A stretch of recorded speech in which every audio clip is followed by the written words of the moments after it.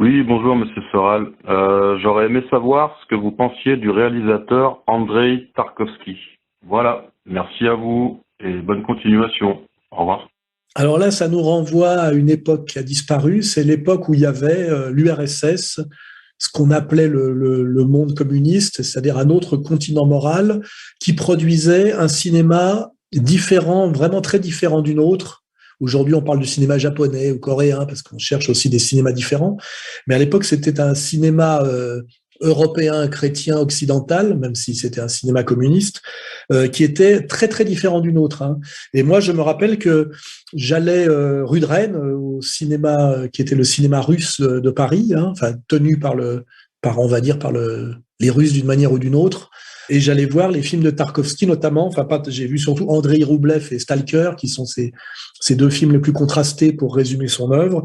Et effectivement, j'étais impressionné par la différence. Et j'étais content de voir un cinéma de très grande qualité qui était différent du cinéma que pouvaient produire les Américains, les Français et les Italiens, qui étaient les trois grands cinémas qui existaient encore dans les années 70-80. Je pense que tout ça s'est un peu effondré au profit du cinéma américain seul dans les années 90, hein.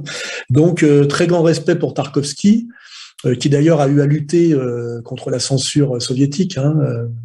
C'est une position toujours difficile. Et moi, j'invite les gens qui veulent ouvrir leur esprit, comprendre que il y a des esthétiques différentes qui correspondent à des sociétés différentes et qui produisent des imaginaires différents, à voir notamment Stalker, qui est un film très très étrange pour un occidental d'aujourd'hui, hein. Donc, grand respect pour le cinéma de Tarkovsky. Je crois bien d'ailleurs il a fini en France, hein, Tarkovsky. Je crois même qu'il est enterré en France, il me semble, hein. Voilà.